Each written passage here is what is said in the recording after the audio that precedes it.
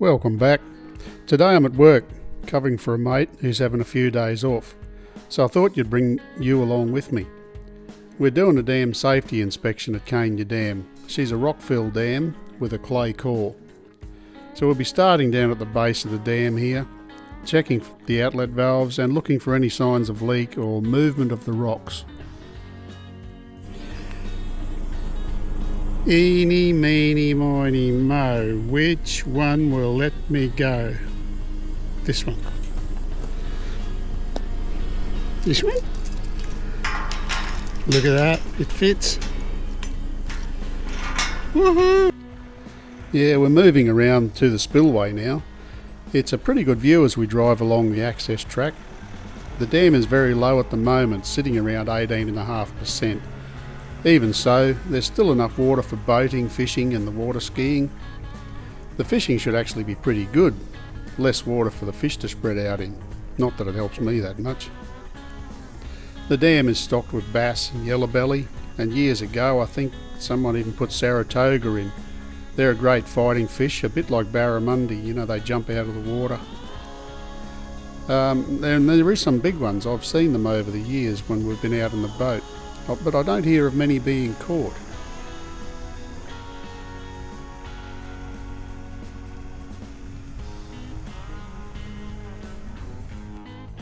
So we're pulling up the spillway now.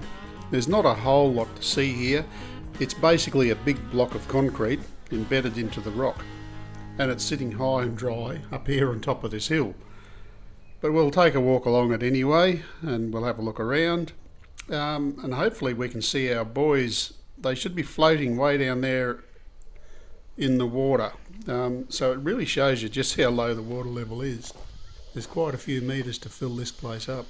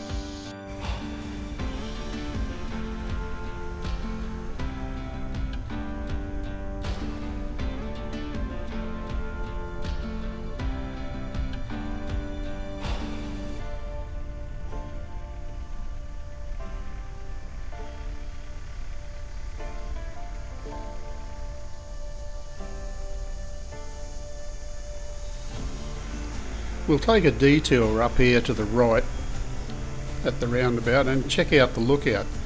There's a few information boards up here about the dam and the history of the old Cania township. The headstones from the town cemetery were moved up here as well. The township of Cania was flooded in 1982 when the dam was built.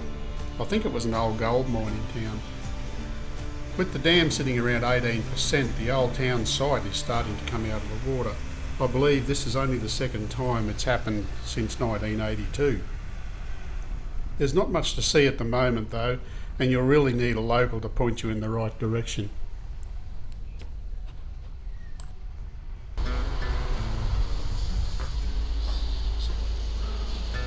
Nice view up here. Oh, look at them bloody wasps. Oh.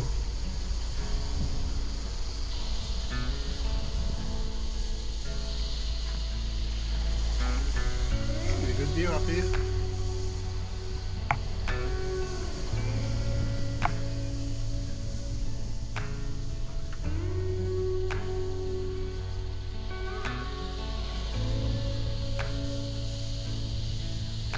There's more wasps. We'll go and boil that.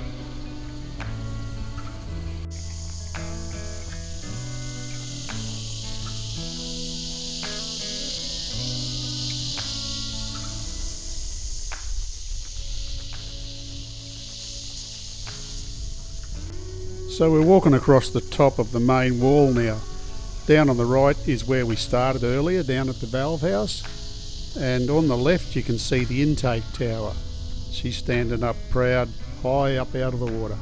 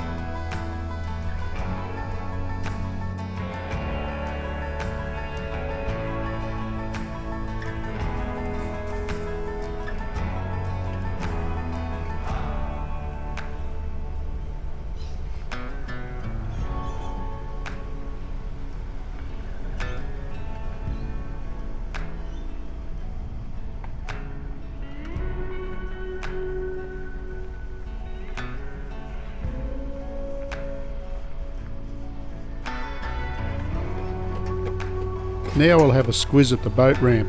This one is completely out of water at the moment, but just around to the right there's a second lower level ramp that can still be used to launch boats.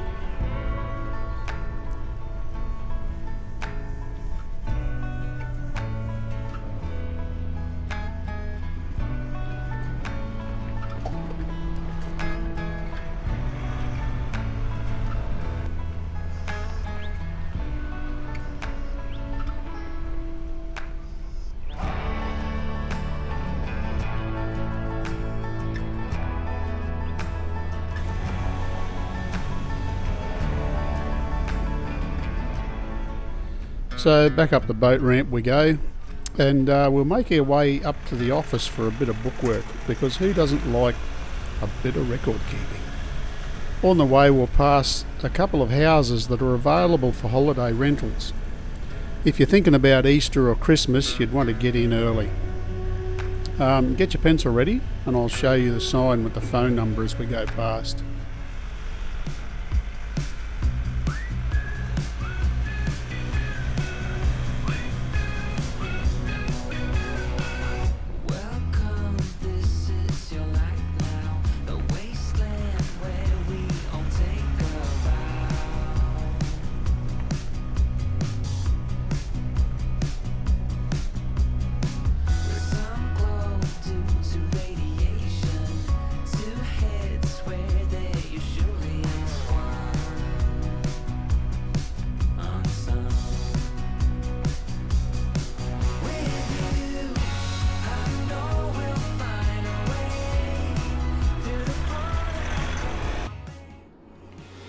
So, had a look around. This is inside the office.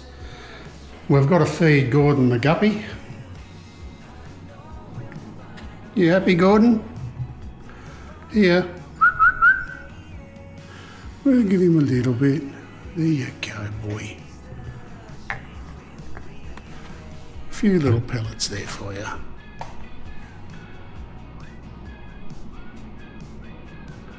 Okay, brother. See you next visit.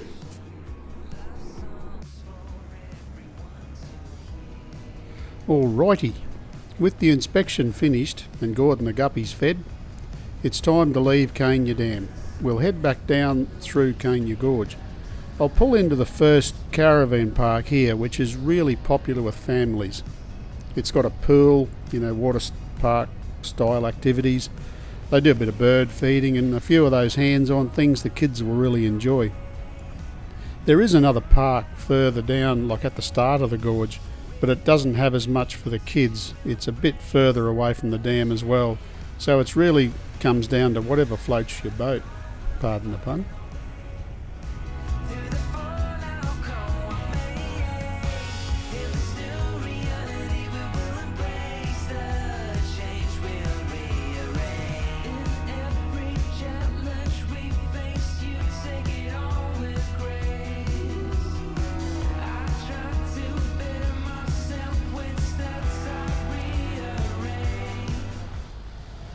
So a little further along we come across the site of Bartlett's hut.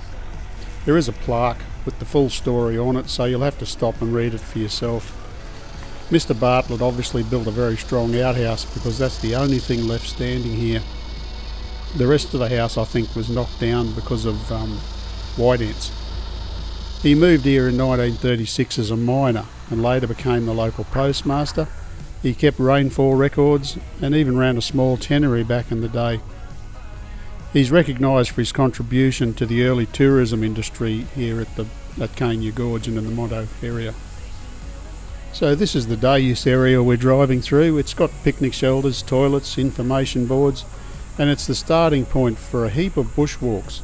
The walks range in difficulty from easy, like an easy stroll, right through to no bloody way my knees are doing that. And with that, I'll call it a day. I'll head back to Mandubra now. I hope you enjoyed coming along for a look into my day. So drop in next time for another look at the day in the life of Brian. Before we go, this is the first caravan park you come across heading up into Cania Gorge. So it's the, the no frills caravan park. I think it's a bit cheaper but further away from the dam. Okay, bye.